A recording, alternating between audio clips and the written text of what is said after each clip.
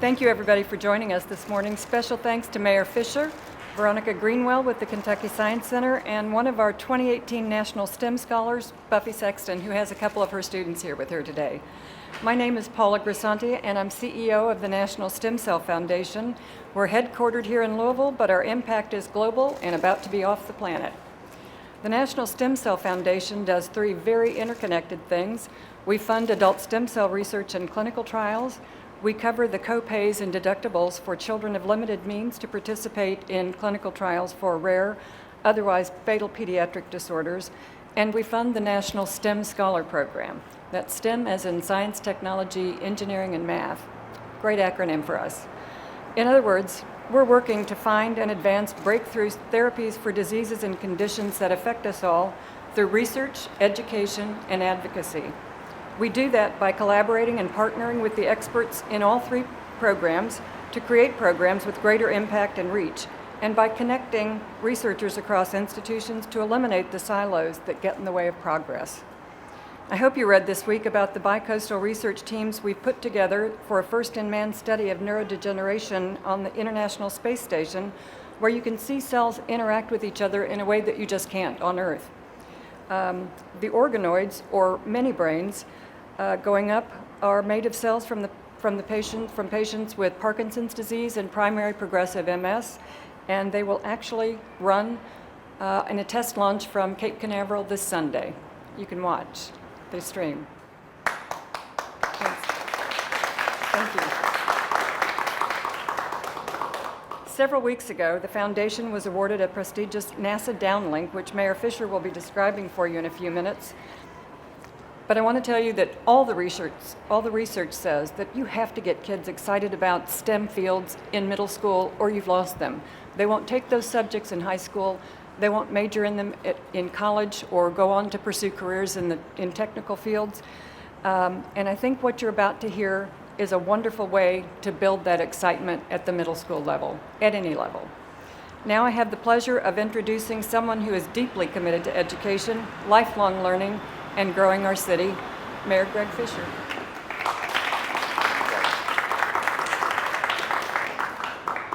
Thank you, Paula, and thanks everybody for being here today to hear about this announcement. This is some great news for our city and our state. Further puts our city on the map because, you know, when you think about Louisville, we're known for a lot of things around the world. We're known for the greatest of all time, Muhammad Ali.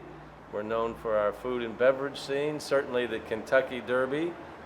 We're positioning ourselves to be the next mid-sized city technology hub also. So we're doing a lot of work in a lot of areas, and we're being recognized in so many different ways. Last month, we announced a partnership with Microsoft to make Louisville a regional hub for artificial intelligence, to make sure that AI, or artificial intelligence, can be a force for good in our society. We've created Lou Tech Works, which is a workforce initiative to make sure that we are advancing faster than our peer cities in terms of preparation with our technology workforce. And at the same time, we're doing as much as we possibly can to engage students as deeply as possible in everything related to science, technology, engineering, and math to make sure that we're building the workforce of our future and that kids understand the excitement that comes with STEAM and the unlimited possibilities, especially when you think about how our world today is increasingly global, but certainly technology pulls it all of us together. The technology that we know today, and certainly technology that will be created for the future as well. So when you put that together, and you put together great leaders like Paula Grisanti and the work that she has done, this third-party recognition that we've received from NASA on the National STEM Scholar Program is another step for our city where people around the country are saying, what is going on in Louisville, Kentucky? Why are there always these outstanding announcements coming from Louisville? The announcements are great, but it's the work behind the announcements that are important that shows how we're progressing as a city to create more opportunities for our students, for our adults here, and then attract talent from all over the country as well. So the National STEM Scholar Program is a partnership between the National STEM Cell Foundation, based here in our great city of Louisville, the Gatton Academy of Mathematics and Science at Western Kentucky University. Together, they're funding advanced STEM training and network building for middle school science teachers. I'd ask you to think about the great teachers that you've had in your life and how they've impacted you in a way that could have affected your career. We're going to be hearing from one of our teachers today.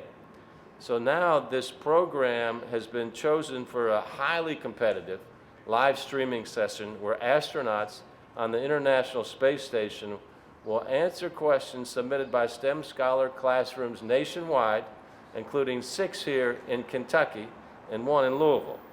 All the questions will be asked by student representatives from those 6 Kentucky schools, who will be doing so from the IMAX stage at the Kentucky Science Center here in Louisville on Thursday, September the 12th. We're really proud of the Du Bois Academy, who just finished their first year, for being Louisville's representative in this program. So great job to the team at Du Bois. The Downlink then is going to stream live globally from Louisville on NASA TV. So students, teachers, fans of education and space anywhere in the world can tune in and watch. The recorded downlink then will be available on the NASA website as well as YouTube. So this is really an incredible opportunity for Louisville and Kentucky, for our students and obviously for our entire city. And because when I think about our city today and tomorrow, when I think about who that next great researcher is, who that next great engineer is or explorer, they could be sitting in one of our JCPS classrooms right now, or they could be behind me right now as well.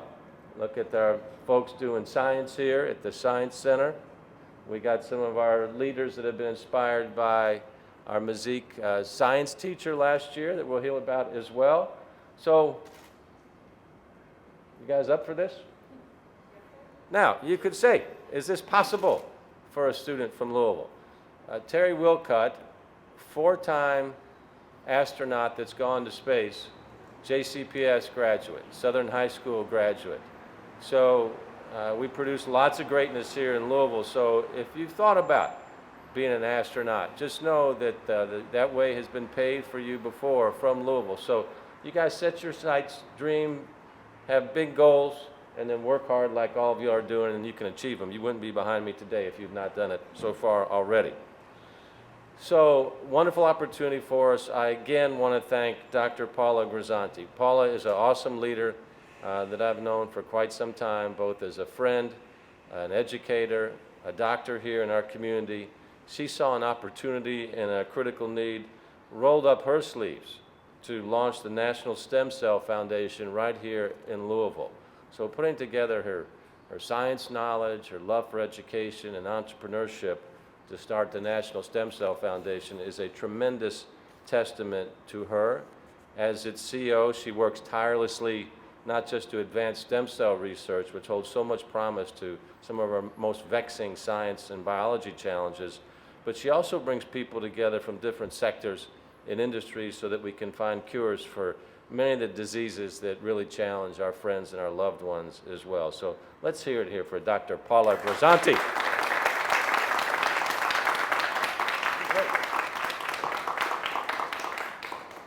So thanks again for joining us here today, and we look forward to a great event in September. Please spread the word. Now I would like to introduce Veronica Greenwell, also known as Commander Greenwell over here. She's the museum educator here at the Kentucky Science Center. Please welcome Veronica. Thank you, Mayor, and thank you to the National Stem Cell Foundation for reaching out to us and wanting to be a partner for this wonderful event. We are so happy to have the opportunity to host this event in September, and we can't wait to do a bunch of wonderful space activities that we love to do all of the time, like at the Challenger Learning Center. So I am very excited also that we're introducing this right now during our Space Week. It is the 50th anniversary of the Apollo 11 launch. I don't know if you've heard about it this week. So we're doing some wonderful activities. Our teams have been working really hard all week doing some great hands-on space activities. And we also have a specific camp called Space Technologies, learning about the research that Kentucky has to offer in providing something for NASA and for any space company. So we are very excited, and also this does also coincide with what we do best, which is to do science everywhere. We encourage people to do science at their homes, in their backyards, and even outer space. So this is a wonderful opportunity that I'm really excited to see these students go one-on-one to talk to the International Space Station astronauts, because I was able to participate in one of these, and it really is an out-of-this-world experience. Like, you'll find a connection, some way that they can ask questions that are important to them, and to learn more about the research that they are able to do on the International Space Station. They can do research such as, studying, robotics. I heard some interest in robotics, or even informational technologies. All of those things are happening right now, so it's very relevant to the STEM careers that these students are doing. So again, I wanted to say thank you very much for the opportunity to host. I will try not to keep your all's time, so I'm going to introduce you to one of the teachers here who's been working with a National STEM Scholar. Her name is Buffy Sexton, and she's going to talk a little bit about her work.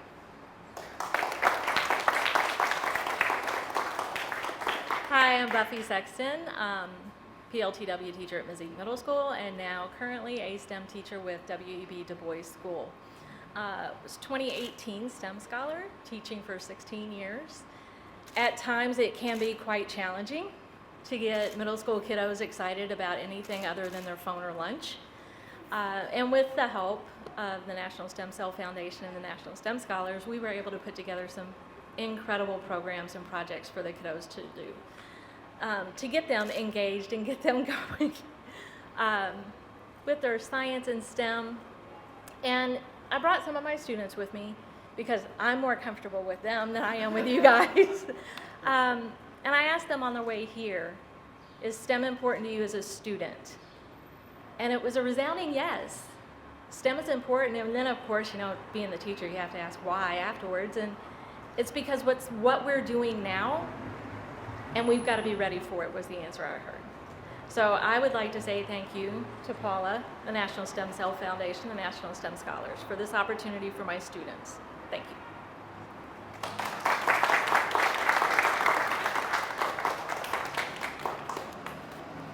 Thank all of you for being here for this very exciting announcement. I will tell you that the astronauts will be talking live to the students here while the ISS is in orbit above Louisville, which is very exciting. And a lot of people around the world, classrooms around the world, people around the world, will be able to watch this streaming live from Louisville, Kentucky on NASA TV, and you can too. And that website is www.nasa.gov/NASA TV. Please tune in. That is our announcement today. I would love to take any questions that you have. Well, how will you choose which students get to ask the questions, and have you already moved them on out to these scholar programs? We have right now 40 scholar classrooms in 23 states. 6 of those scholar classrooms are in Kentucky, and I want you to know that we are blinded to the applicants. And overall, for this program, we've had 600 applicants from 40 states in the District of Columbia.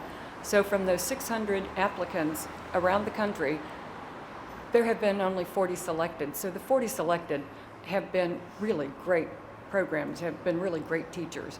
And when we pull the blinders off, 6 of them have been Kentucky teachers. So I want you to know that we have really great teachers in Kentucky. But what will happen now is that all 40 scholar classrooms, the kids in all those classrooms, will create questions, and their teachers will actually get those questions down to a manageable 2 or 3. And then all of the questions from the 40 classrooms will be sent here, and we'll curate those questions, and then representatives from the 6 Kentucky classrooms will ask those questions from the stage of the IMAX Theater. So Buffy will have students from her class, and she actually will be emceeing that. So Buffy will be emceeing the questions asked by those students. But it is, they're questions representative of all 40 scholars across the U.S. But they're Kentucky students who will be asking the questions. How do you think that you're going to feel in that moment when a student steps on the stage and gets to ask a question to the International Space Station as it's flying over Louisville, Kentucky? I think I'm going to feel over the moon. Very excited, and this has been a long time in the making, and it's just one of the most exciting projects we've been involved in, and we've been involved in a lot of exciting projects, but I love this. How can something like this happen? Like, it's come before, right? But is it rare, or? The downlink, these are very competitive downlinks, but it's part of NASA's ongoing education program and their commitment to STEM education in particular. But I happen to have a list of people who have won Downlinks before, and it's pretty impressive. And actually, Greg, these are from your talking points. But some of the previous Downlinks have been awarded to the NYPD, the World Scout Jamboree, the National Park Service, the Sea Education Association, the Smithsonian Future Pioneers Program, the Twin Cities PBS, Facebook, and multiple universities and schools in North America. That also means there have been downlinks to elementary schools in rural states and rural communities. But you have to have something that really gets NASA's attention for you to win one of these downlinks, because they've got very little time on the space station to do something like this. And actually in orbit, they're only available, the window of opportunity is only about 20 minutes long. So we're going to have 20 minutes to ask those questions while it's above us. What made them choose this program? Because it is a program that is, it was built here, but it's a program that is not, they're not getting one classroom, they're getting 40 classrooms across the U.S. And in some of these classrooms,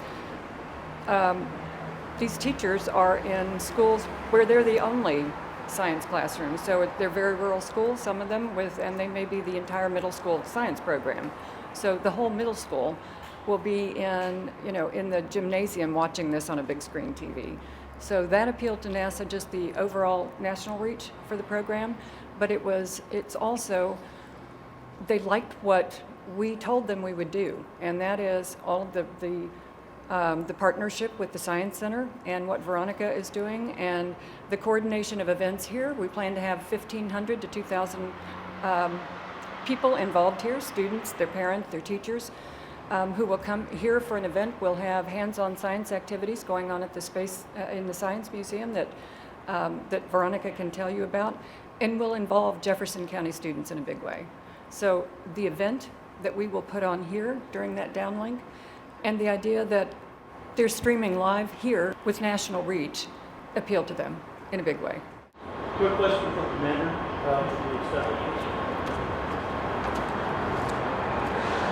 You're the point of the spear. You're an example for the JCPS students behind you and for those in class today. You can achieve your dreams. Can you give me your thoughts on how it feels to be an example? It feels awesome. I will say the best thing about what I do is that I work directly with NASA, with our Challenger headquarters, to come up with wonderful space programming. And so the hands-on activities that are happening are going to be really in-depth and really hands-on, talking about current things. So we're talking about going to the moon, building a gateway, and then going to Mars. Just getting the most up-to-date information is empowering. And then when I work with kids and see them get really into the activities or a mission simulation, I see them kind of like have a little spark of saying, I can do it too. And then you can just see that grow. Because one of the nice things about this is you can sometimes see someone from 5 years ago come back to do another program at the Science Center, and you can just see their excitement about science. So awesome is probably the best way to answer that question. This is an exciting time for NASA. Let's talk about going back to the moon, going to Mars, the International Space Station, flying over Louisville. There is an app you can put on your phone that says, where's the ISS? It might be something slightly different, but you can figure out where the ISS is, and you can see it. It's a blur. So how's it feel to be part of an organization that's trying to attract these students' attention and get them interested in science, not necessarily the STEM, but science and space and exploration? Well, I do think I heard it earlier today is that we need to get these students now excited about it. Otherwise, they might not realize it is possible. So the nice thing about space is that it's exciting, it's fun to talk about, it's fun to get involved with, and that's a good way to hook them. And so it's really empowering and inspiring to be part of this organization that does this, and it's also a lot of fun. Thanks, everybody. Thanks for coming out.